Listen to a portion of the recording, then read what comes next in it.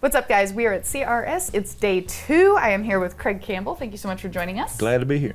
Well, it's our pleasure. You've got a bunch of new stuff out. Oh my gosh, you've been at the Opry 50 times? Oh no, more like 100. That sheet's old. Yeah, apparently. That's bonkers. I'd say it's more, let's say 75 plus. Okay, we'll stick with that. How do you end up playing the Opry that much? That's amazing. I love it. I love the Opry. I love the opportunity to play at the Opry. I think I can speak on behalf of most country singers. That's one of the bucket list things when you come to Nashville and you aspire to be a country singer is to play the Opry stage.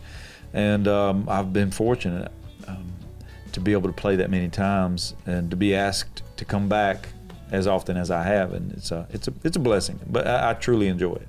It's amazing. I've only gotten to go watch one time. I've been backstage a couple times for interviews, but then we get kicked out before the show. I've never been to the Opry until I played it. Oh, well, I love it. Do you ever go just to like watch? No, that's what I'm saying. I've never been except being on stage. The first time I was there was way back when I played piano for Tracy Byrd. Tracy played there, and I was his piano player. So that was my first time at the Opry as a musician. Mm-hmm. And then the next time I was there, I was there for my debut. Let's talk about The Lost Files Exhibit A. This is the new album. Mm-hmm. Your journey to this album and your own label and all of this has been definitely an interesting one, and I'd love to kind of hear your take on that. So yeah, I mean, my career, I guess, has been a bit of a roller coaster, having a record deal and then having a song that was going to be a #1 song, and then the record label closing in the middle of all that, and then signing a new record deal and having a song that was climbing the charts, and then that record label got sold. So it's just like highs of highs, lows of lows. And throughout that whole process, I was recording music constantly that never got to be released. And one of the shining lights, if you will, of leaving those record deals I was able to take all that music with me. So now that I'm independent, I got all these songs just sitting on hard drives, and I said that's unacceptable. These songs need to have a chance to live, and that's what we did. We put these songs together and made an album out of it, and I just thought, the title, The Lost Files, just makes sense, just because these songs almost truly got lost. They were resurrected, and we wiped off the dust and polished them up real good, and I just thought, this is perfect.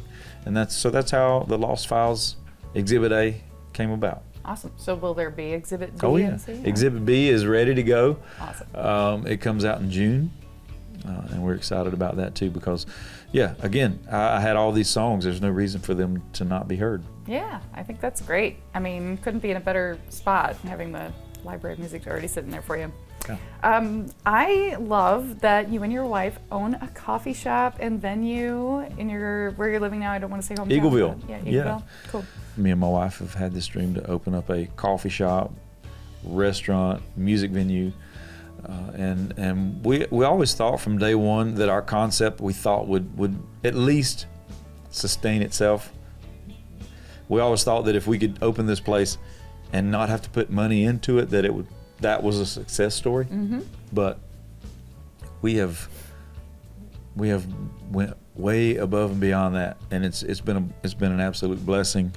The way the community has responded to it, the way people are coming in and sitting down to eat. We never thought it would be a sit down and eat kind of place, but it is, and we're truly enjoying it. And it's Grindstone Campbell right here, representing right here.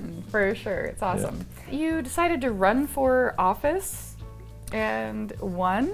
Yeah, that was I think having the coffee shop was a big deal, because having the coffee shop in Eagleville, downtown Eagleville, decisions that are made at the city level, I wanted to be a part of that. I wanted to be a part of the decisions. I wanted to be a part of the whatever that process was, how the city grew and how the things that the city did. I wanted to be a part of that, and I wanted to hear about things before they happened as opposed to after they happened. And so I ran for city council, and yeah, I won. That's awesome. Yeah. I was wondering if it was maybe that you just didn't have enough going on between the music and the coffee shop and the venue. All of it, and music, touring, kids in volleyball, all of it. Outskirts of Heaven. It's an old fave, and now it's kind of having a revival on TikTok. Can you talk to us a little bit about your take on that? It's crazy. Like when we released that song back in 2016, I knew it was a special song. I didn't realize how special it was until we got into it and got on the radio with it, and then it did its thing. We did everything we could with it as far as radio was concerned. But then a couple of years ago, a guy named Warren Ziders decided he was going to cover the chorus and sing the chorus in the stairwell of a hotel. And matter of fact, you can see that hotel from here. Oh. Anyways, it went viral on TikTok, and then he reaches out to me and he's like, "Hey, the fans that I have on TikTok want to hear the whole song. Can I record it?" I said, "Absolutely, but you got to let me produce it." So we went into the studio. I played guitar, I sang harmonies with him, and we made it a thing. And it basically came back to life, and it was pretty cool. TikTok is changing the world. Isn't it crazy? Yeah. Bonkers to me. I loved this fun fact that you were fired by Luke Bryan. Yeah. I met Luke way back when. This was before he had his record deal, and he hired me to play piano for him. I never thought that the gig was a full-time gig, but it still hurt whenever he said, "Hey, we don't need a piano player anymore," But he did some really cool things for me. He introduced me to a lot of people throughout that whole process. And the truth is, like in the music business, outside of me signing my record deal, but just being able to survive in the music business, you can trace all that back to Luke, and that's something I'll always be grateful for. You've lived around here for a while. Yeah. What's your favorite Nashville restaurant? Brick Tops. I think Brick Tops is probably one of my favorite, like all around, just really good from top to bottom menu. They have great guacamole, chips. They have sushi. They have good wine. Brick Tops is legit. Awesome. Can you tell us about the first concert you ever attended? I don't know if it was the first, but one of the very first concerts that I remember was a big show. It was Brian White, Patty Loveless, and Vince Gill. Wow. In Statesboro, Georgia. And me and my buddy, I don't know how we did it, but we ended up figuring out a way to get past the guards and ended up on the grass up front near the stage. And I still have the ticket stub, and it was a game changer for me, because I saw Brian White on stage, and I'm like, man, that's what I want to do. I want to do that. And Vince Gill, as awesome as he was, there ain't so many guitar solos I can hear in a concert. I think he's amazing. But yeah, that was probably the first one that I really remember, and being there and taking it all in. What's next for you? What's coming down the pipe?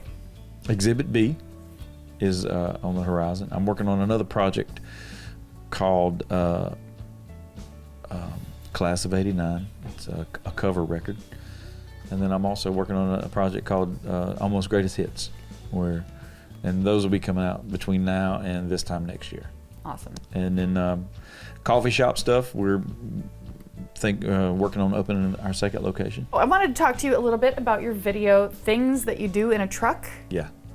Can you tell us about that song? Yeah, I mean, the crazy thing is, I had that we'll go back to the beginning. I had that title, Things You Do in a Truck, and my co-writers didn't like that title. They was like, oh, country music has enough songs about trucks. I said, okay, well, I got to go sound check. I'll be back. When I come back, they had started this Things You Do in a Truck. And it's like, well, I guess it's pretty cool. So we did it. And I wrote it with another artist by the name of Trey Landon. He's got a deal. He signed a deal with Warner Brothers So when it came time to record this song, I just thought, hey, you know what? Why not just see if Trey wants to sing it with me?